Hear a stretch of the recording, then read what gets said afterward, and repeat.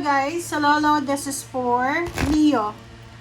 Leo, welcome dito sa aking channel, Kapalaran 888. Welcome. Alamin natin, Leo, kung anong messages, vibration, gabay, energy para sa inyong lahat. Okay, Leo. First card natin is compassion, love. This is for the first half of June 2026, guys.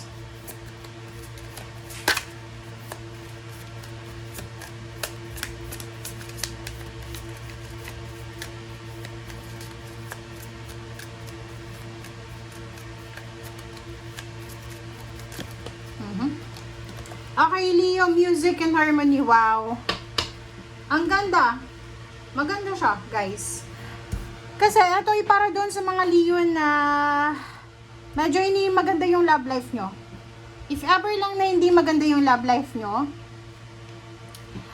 sinasabi ng baraha sa inyo dito na magiging sobrang maganda ang love life nyo. Sabi ng baraha sa inyo dito na balance, secured yung love life nyo. And music, sinasabi ng barahan na harmonious. Kumbaga, may mga issue, like, syempre wala namang perfect, pero sinasabi ng baraha sa'yo dito na magiging sobrang maayos, magiging sobrang maganda yung relationship mo, magiging maganda yung communication mo, parang ganon, walang away. Siguro may mga syempre tampuhan, pero hindi yung sobra-sobra na away, gulo, parang gano'n yung sinasabi ng baraha. And this week din, kung may mga makikilala kayo na manliligaw sa inyo or gusto mong ligawan, smooth lang yung takbo ng relationship. Okay? Yan.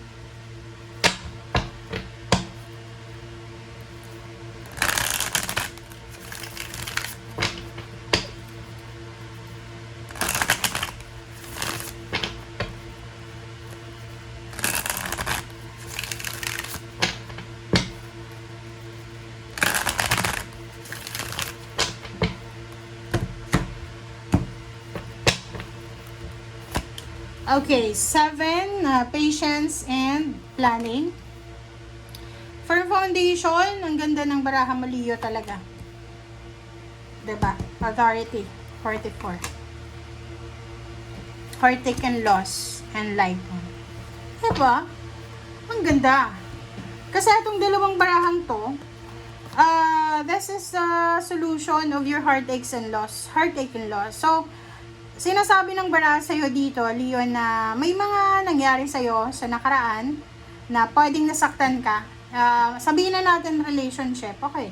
Relationship, trabaho, negosyo, whatever man siya. Sinasabi ng baraha, okay, nawalan ka, nasaktan ka. And, or maybe may mga relationship ka dati na bigla na lang na ginosting ka. Ghosting to Kasi parang walang, wala kang alam ba't nangyari yon. But now, sinasabi ng barahan na magkakaroon ng liwanag. There's a light. Okay? There's a parang clarity. Okay? So, there's a clarity dito, guys. So, sinasabi ng baraha sa'yo dito na ano man ito na mga problema mo, ano man yan na pinagdaanan mo, meron ka nakaliwanagan.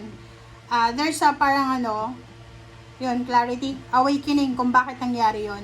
Halimbawa, nagkaroon ka ng heartbreak, hiwalayan, and siguro dati, like bago pa lang yung hiwalayan nyo, parang galit na galit ka. Pero ngayon mismo, marirealize mo na, kaya pala nangyari yun kasi, hindi siya para sa akin, or it's a blessing in disguise, or parang ganun. So, sabi ng baraha sa'yo dito, maraming dati na iniyakan mo, marami kang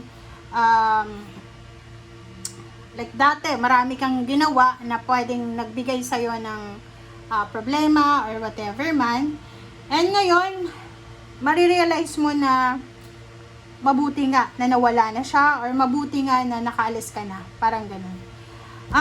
Doon naman sa mga Leo na nagmamadali kayo na makapagpatayo ng bahay, nagmamadali ka na ma-promote sa trabaho, nagmamadali ka na matupad yung pangarap mo, yung parang sobrang atat-natat ka. Sabi ng baraha sa'yo dito, be patient, okay? Kailangan mo daw ng pasensya habang nagpaplano ka. So, kailangan mo dito ng patience, patience, maging mapasensya kayo, huwag magpadalos-dalos, huwag maiinip, okay? Oh, sorry, nahulog pa siya. Alright, passion ignited, crown chakra. Sabi ng baraha din sa'yo, Leo, na maging matalino ka, pero balanse dapat. Okay? Ano to? Logical. Kailangan, timbangin mo kung ano yung sinasabi ng puso mo and ng isip mo. Hindi lang siya puro isip, puro puso, puro ganon. Make sure na balanse siya. Okay? Balanse. Okay? So, kung makikita mo dito, passion ignited, walang masama sa pagiging emosyonal, pero minsan nakakasira yung pagiging emosyonal.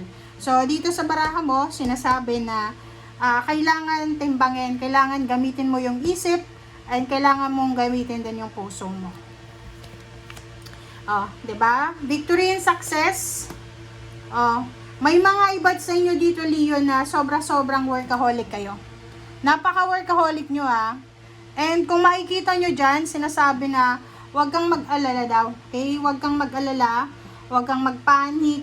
Kasi, lahat daw ng ginagawa mo, lahat ng sacrifices mo, lahat ng mga pagsisikap mo or whatever man, ay may kapalit daw yan na victory and success. Diba? Wala talagang wala talagang masasayang sa efforts nyo. Okay?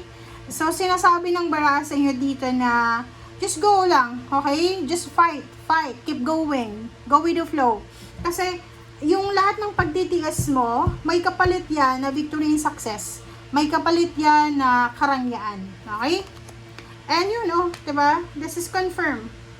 Diba? Leo, nakikita mo ba yung baraha mo?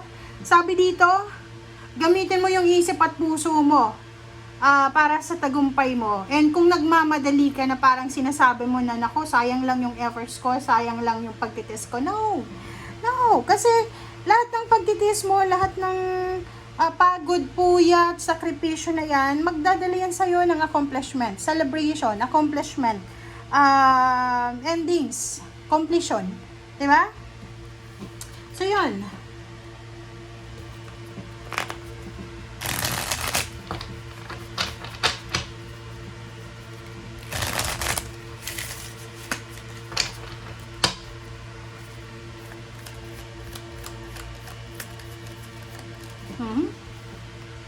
Knight of Coins.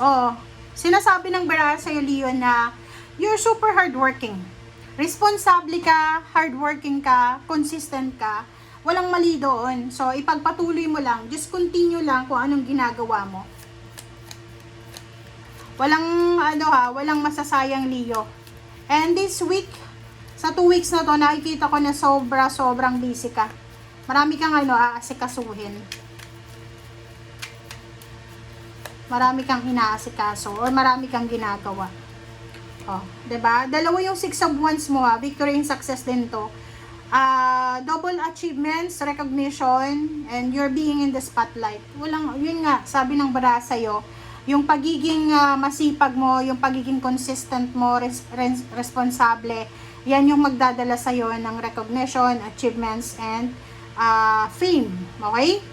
So, 2 of Swords, love life to. So, kung may mga issues kayo sa love life, sinasabi ng baraha sa inyo, wag masyadong emotional, guys, Wag masyadong bigyan ng priority yung puso. Okay? Make sure na balanse. Balanse yung love life mo, balanse yung trabaho mo. You have time for your love life, for your family. You still have time for your work, mga extracurriculars, ganyan. So, at the same time, make sure na i-manage mo yung pera mo ng maayos. Okay? Yung sinasabi ng baraha sa'yo dito.